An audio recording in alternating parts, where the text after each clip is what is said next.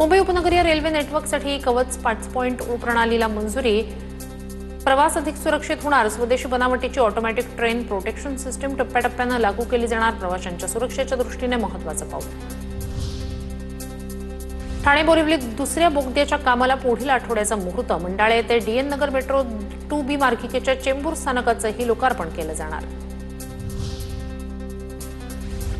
Coastal रोडवरील 15% सुविधांसाठी पैसे मोजावे लागणार. मरीन ड्राईव्ह ते वरळी दरम्यान 70 हेक्टरमध्ये हरितपट्टा. यामधील 85% परिसर नागरिकांना शुल्क न भरता वापरता येणार. उर्वरित 15% भागात तिकीट आधारित मनोरंजन सुविधा उभारल्या जाणार. मुंबईतील कुर्ला स्थानकावर पर्जन्य जलवाहिन्यांच्या कामासाठी बीएमसी 13.19 कोटी रुपये खर्च करणार. पावसाळ्यात पाणी तुंबणाऱ्या एलबीएस मार्ग सोनापूर लेन परिसरातील पर्जन्य जलवाहिन्यांची क्षमता वाढवली जाणार.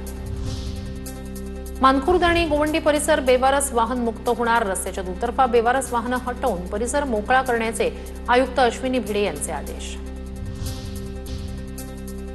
बहुप्रतीक्षित शिवाजीनगर हिंजवडी मेट्रोची चाचणी यशस्वी. पुणे मेट्रोचा आणखी एक महत्त्वाचा टप्पा पूर्ण. 23 किलोमीटरच्या या मार्गावर 23 स्थानकं असणार. पीएमपीएमएल कडून वर्षाचं उत्पन्न 720 कोटींवरून 800 कोटींवर देण्याचं उद्दिष्ट. आर्थिक बचतीसाठी पीएमपीएमएल कडून उपाययोजना सुरू. या अंतर्गत अनावश्यक स्पेअर पार्ट खरेदीला बंदी. पुणे महापालिकेचा धक्कादायक पर्यावरण अहवाल. 50%हून अधिक सांडपाणी थेट मुळा मुठा नदीत.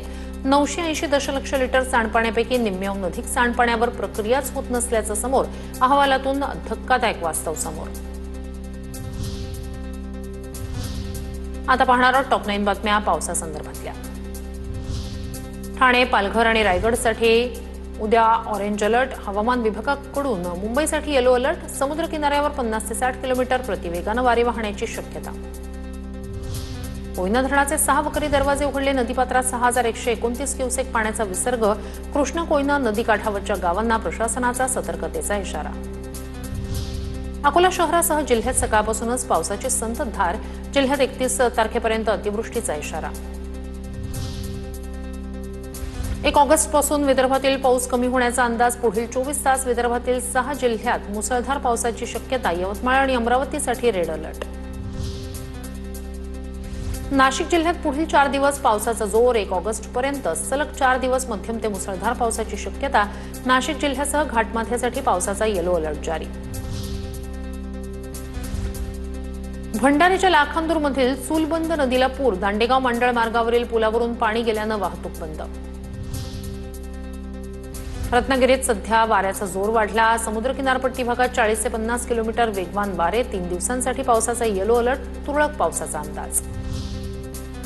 यवतमाळ जिल्ह्याला ऑरेंज अलर्ट जाहीर. जुलै महिन्याच्या शेवटच्या आठवड्यात पावसानं हजेरी लावल्यानं पिकांना नवसंजीवनी मिळणार. परभणी जिल्ह्यातील अनेक भागात पावसाला सुरुवात. शेतकऱ्यांकडून समाधान व्यक्त. पावसामुळे सोयाबीन, कापूस, तूर पिकांना जीवनदान. शेतकऱ्यांकडून समाधान व्यक्त. तर जालना जिल्ह्यातही पावसाची रिपरिप. पुढील 2 दिवस पावसाचा येलो अलर्ट. तर अनेक ठिकाणी धरणं तुडुंब भरलेली आहेत. जाणून घेऊया टॉप 9 बातम्या. मुंबईला पाणी पुरवठा करणाऱ्या धरणांमध्ये 88% पाणीसाठा. मोडकसागर, विहार, तानसा, तुळशी धरण ओव्हरफ्लो. मुंबईकरांची पाण्याची चिंता मिटली. पुणे जिल्ह्यातील डिंभे धरण 100% भरलं. 5000 क्युसेकनं पाण्याचा विसर्ग सुरू. गेल्या 24 तासात धरण परिसरात 10 मिलीमीटर पावसाची नोंद. नदीकाठच्या नागरिकांना सतर्कतेचं आवाहन. राज्यात धरणांच्या पाणलोट क्षेत्रात दमदार पाऊस. गोसेखुर्द, पुजारी टोला, राधानगरी, नांदूर, मध्यमेश्वर धरणातून जोरदार विसर्ग सुरू. नदीकाठच्या गावांना सतर्कतेचा इशारा. कोल्हापूरमधील राऊतवाडी धबधबा पूर्ण क्षमतेनं प्रवाहित. घाटमाथ्यावर कोसळत असलेल्या मुसळधार पावसामुळे धबधब्यावर पर्यटकांची गर्दी.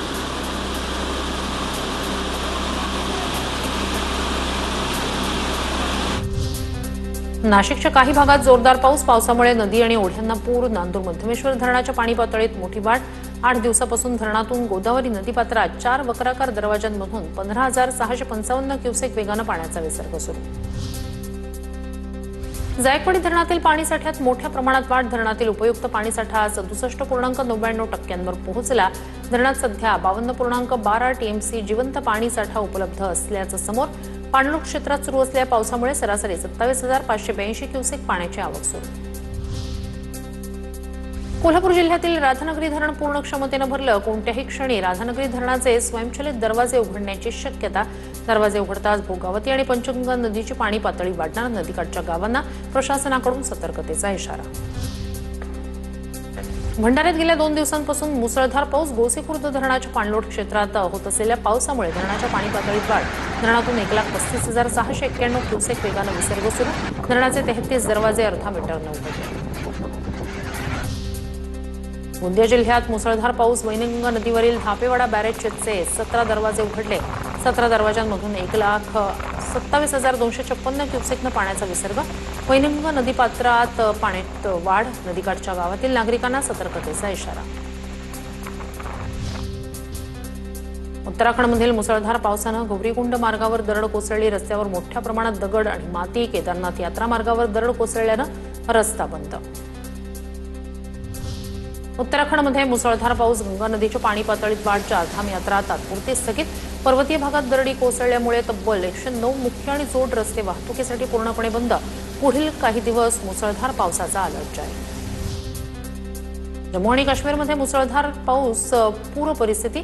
राजौरी आणि पूंछला जोडणाऱ्या महत्वाच्या मार्गाचं मोठं नुकसान. नव्यानं बांधलेल्या रस्त्याचंही मोठं नुकसान. यामुळे सीमावर्ती भागातील वाहतूक पूर्णपणे ठप्प. रस्ता वाहतुकीसाठी खुला होईपर्यंत प्रवाशांना प्रवास टाळण्याचं प्रशासनाचं आवाहन.